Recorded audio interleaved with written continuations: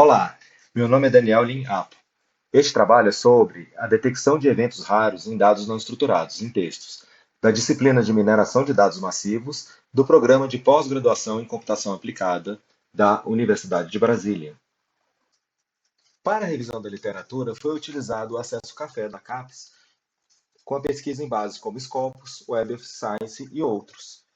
A busca foi em artigos mais clássicos, até mesmo antigos, em que os seus conceitos têm sido repetidos em vários outros artigos.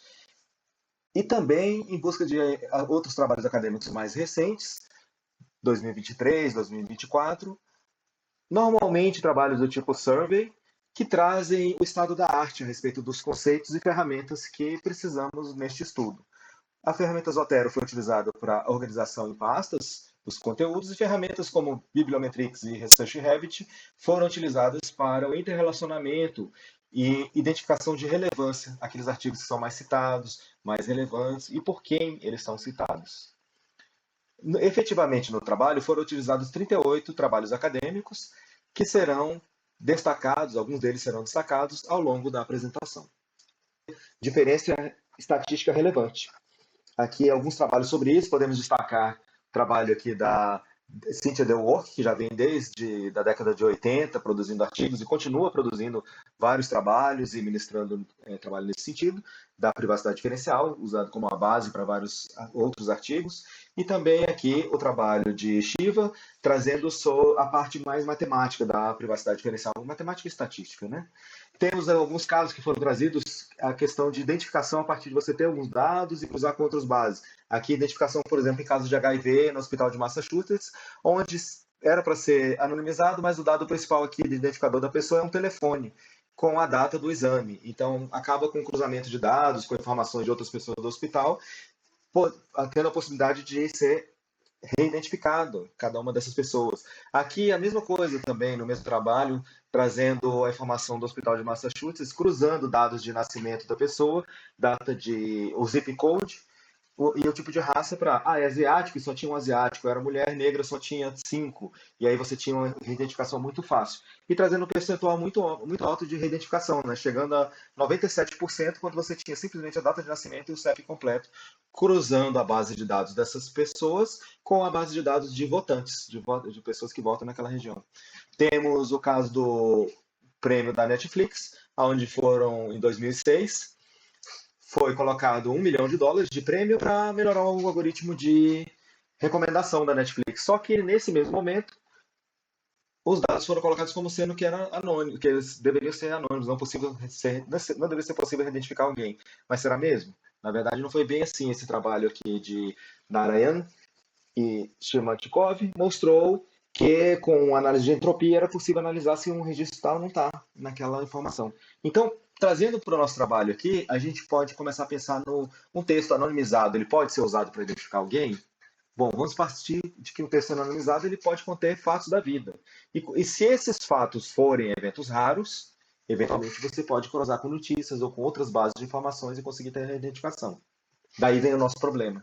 Como obter escalabilidade em uma solução de mineração de dados massivos, utilizando paralelização, agentes de IA e busca vetorizada para identificar a ocorrência de eventos raros em textos em relação a um dado conjunto de dados textuais.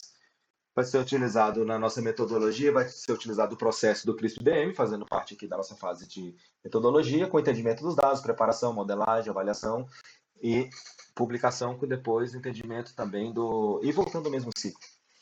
Especificamente no estudo de caso, tem uma aplicação de técnicas de privacidade em dados policiais para uso em modelos de inteligência artificial. Ou seja, antes de utilizar os modelos, temos que garantir mais a privacidade. Contexto aqui, o contexto da Polícia Civil, ela trabalha com um número grande de ocorrências, cerca de 600 mil por ano, e uma população cada vez mais crescente, né? E o interesse de trabalhar com esses dados para modelos de inteligência artificial que muitas vezes é processado por terceiros, por empresas que vão trabalhar gerando os modelos contratados pelo poder público.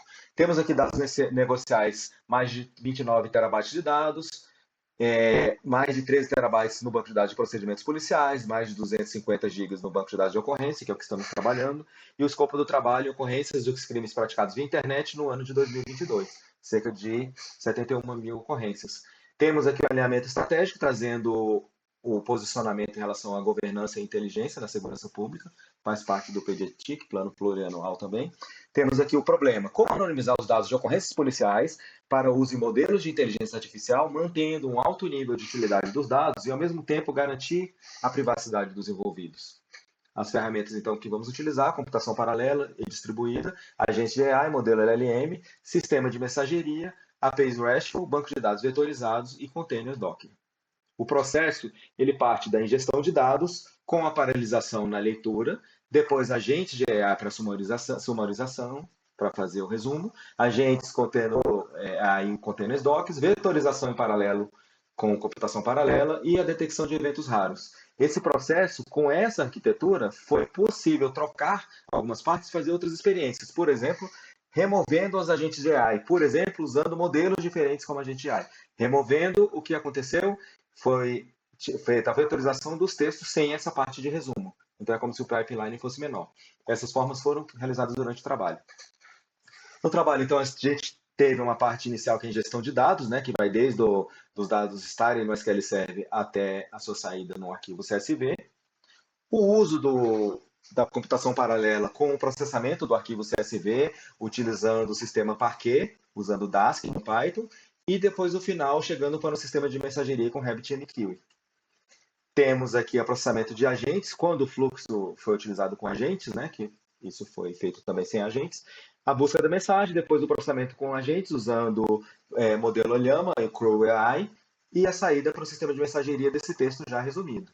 Depois disso, a mensagem obtida no sistema de mensageria, enviado para um cluster também para processamento também paralelo aqui na vetorização, processado o modelo e salvo em banco de dados vetorial, no caso o quadrante.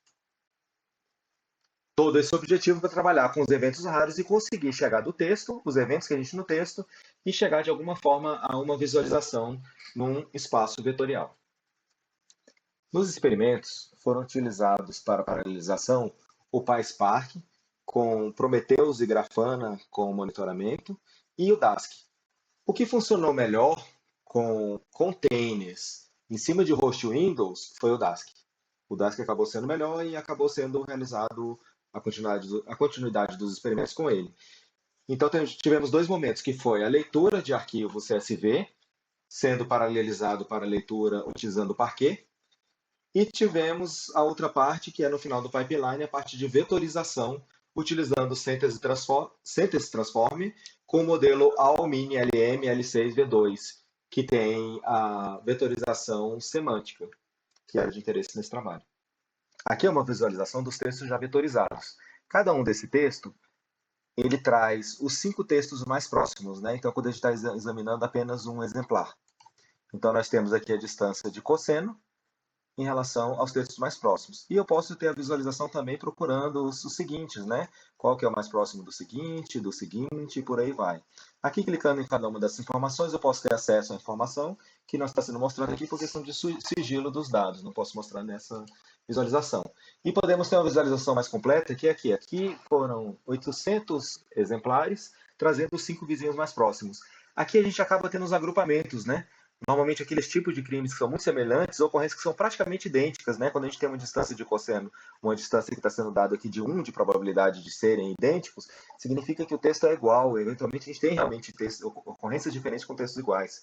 E outros que são similares, né? Alguns casos são agrupados como, por exemplo, uma conta de uma determinada rede social que foi hackeada e a pessoa fez um golpe com Pix, ou se passou por outra pessoa, ou de repente tem acidente de trânsito sem vítima ou com vítima, um tipo de furto. Então, aquelas visualizações, aqueles que estão agrupados, a gente pode perceber de uma forma visual aqui com cada um desses registros. E também, né, é possível fazer reagrupamento se a gente quiser trabalhar aqui, por exemplo, aqui em relacionado a esse ponto, aqueles elementos mais próximos, e aí a gente vai dando sequência da visualização, né, para enxergar o que está acontecendo com cada um desses textos e ainda trazendo os próximos textos semelhantes. O processamento na parte de agentes de AI foi construído utilizando o Crew AI com agentes, e esses agentes, apesar do convencional de agente ser com intervenção com o mundo exterior, reagindo ao mundo exterior, e também eles trabalhando com ferramentas, nesse caso os agentes foram utilizados apenas para poder ter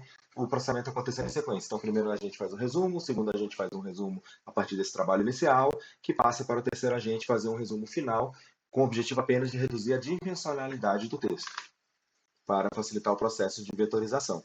Os modelos utilizados foram o Llama 3, o DeepSeek, com 7 bilhões de parâmetros, e o modelo Tucano, que foi um modelo construído a partir de mais de 450 milhões de documentos em língua portuguesa para o trabalho. Só que o modelo Tucano foi utilizado a partir de um modelo criado a partir dele quantizado. E esse modelo apresentou alguns problemas por trazerem muitos caracteres na saída. Então ele acabou não sendo muito utilizado. O que mais foi utilizado foi o Llama 3 e o DeepSeek também parcialmente. Questões que tivemos: o da demora de processamento, a demora de processamento de 20 segundos, 30 segundos em média, até 2 minutos, né? Então, um processamento muito demorado para o que precisávamos. Algumas coisas demoraram 48 horas para processar 1000 textos. Temos aqui uma perda de contexto, onde um agente intermediário acabava se colocando à disposição para trabalhar como se não tivesse recebido o texto e aguardando o texto, sendo que durante o pipeline ele já tinha recebido o texto, ou seja, houve uma perda de contexto. Muitas vezes os textos, os agentes estavam devolvendo na tarefa final o texto com algumas partes em língua inglesa, o que, mesmo que explicitamente foi solicitado para eles que respondessem em português do Brasil. Temos um problema de modelo pronto. O modelo se mostrava, às vezes, restrito. Ele falava, não vou responder porque aqui envolve violência sexual, envolve alguma coisa desse tipo de informação com crianças, envolve vários tipos de atividades que são atividades típicas da polícia. A polícia tem nos seus textos, precisa trabalhar com esse tipo de informação, os crimes, por exemplo, e o modelo se recusa a trabalhar. Ou seja, para alguns contextos, como o caso da polícia, vai ser uma questão a ser considerada. Será que vai ter que ser criado um modelo próprio, independente, ou como trabalhar, né? Já que tem essa restrição já no cerne do modelo, ainda que se trabalhe com RAG e algumas outras técnicas. E em alguns outros momentos o modelo funcionava, mesmo com alguma coisa que ele acabava dizendo que era restrito, como por exemplo, olha, estupro de vulnerável perpetrado por. E esse estupro de vulnerável foi processado, foi resumido e aconteceu adequadamente no ponto de vista da polícia, e inadequadamente justamente desse ponto de vista ético do sistema. Como trabalhos futuros propostos, temos paralelizar os processos dos multiagentes QAI, isso utilizando o Dask ou utilizando o PySpark, utilizar modelos LLM criados especificamente para o português brasileiro, por exemplo, o Tucano mais puro, né, já que foi utilizado o Tucano quantizado, então vale a pena experimentar com mais modelos brasileiros, mais modelos que tem o português Brasil. Realizar experimentos com maior carga de dados, com ajuste dos parâmetros de uso de core, CPU e GPU, pelo Dask. Experimentar e comparar a paralelização com o PySpark e Hadoop. Comparar a eficiência com o VLLM, também nesse interesse de fazer o processamento local e não o processamento em nuvem ou com API externas. Realizar configurações para utilização de Docker com GPU para o Llama. Experimentar modelos de vetorização em embedding. Experimentar outros bancos vetoriais. Implementar API Gateway. Nos resultados, buscava-se identificar eventos raros com um viés de proteção à privacidade, mas não foi somente isso que aconteceu. Os pequenos eventos raros, pequenos textos raros, eles eram agrupados em pequenos grupos. Então, eventualmente, houve um resultado até mais relevante no sentido de, por exemplo, nesse grupo aqui era estelionato utilizando uma determinada prática. E por aí vai, né? Então, você acaba identificando similaridades entre os textos.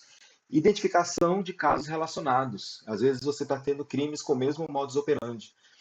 Isso possibilita também, como um resultado inesperado e um efeito colateral desejável, digamos assim, um outro benefício que pode ser utilizado a análise preditiva, a utilização de assistentes e algoritmos de recomendação. Por quê? Se você já tem uma base processada, você já tem o que é similar e alguém está te trazendo uma informação nova, um texto novo está sendo preenchido, ele pode ser analisado em relação à base e mostrar, olha, outros casos como este tiveram a seguinte providência, tiveram o seguinte texto, o que você está utilizando? E aí oferecer para aquele policial uma recomendação.